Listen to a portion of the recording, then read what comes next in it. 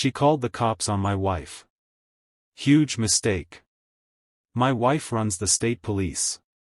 It all began on a peaceful Sunday morning. Birds sang, the lake lay calm as glass, and my wife and I were finally unwinding at our family's cabin by the water, a break we desperately needed. The sky was clear, the breeze gentle, and for the first time in forever, life felt calm again. We both needed that, especially Emily. Her work is demanding, risky, and mentally draining. None of the neighbors had any idea just how demanding. To them, we were just an ordinary couple. Weekend visitors who minded our business. Nobody knew Emily oversaw the entire state police force. And honestly, we liked the secrecy. No ranks, no badges, just two people by the lake with grilled meat and paperbacks.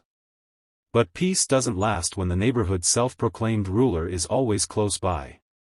Her name, Karen. No HOA position, no real authority, but endless fake rules.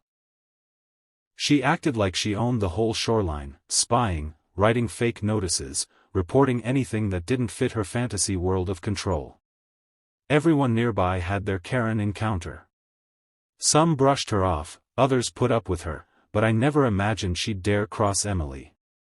That morning, I drove into town to grab some groceries while Emily stayed on the porch, sipping coffee and listening to the gentle waves. It should have been a quiet morning for her. Instead, it turned upside down. I wasn't away long, maybe an hour.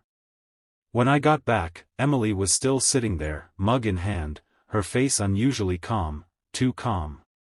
Something was clearly up. Then I spotted it, the red and blue lights in our driveway. 4 patrol cars. I ran up the steps, asking what happened. Emily gave me a small smile and said, "Just watch." And right then, Karen stormed onto our yard like a hurricane wearing a tennis visor. Blonde bob, reflective shades, clipboard ready, like she was leading a SWAT raid. "There they are," she yelled. "Officers, I told you. She's trespassing. Arrest her immediately." I blinked, confused. "I'm sorry, what?" I said. "This is our land." Karen huffed like I was a mosquito buzzing in her ear. "I've lived here for 2 decades. I know who's who. She doesn't belong here." She refused to leave when I demanded.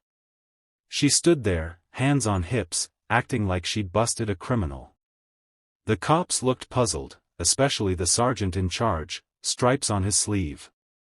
"Ma'am, are you the owner here?" he asked Emily. Without a word, Emily reached into her purse and handed him her ID. The moment the sergeant read it, everything flipped. His eyes widened, his posture stiffened. He leaned in and murmured something to the other officers.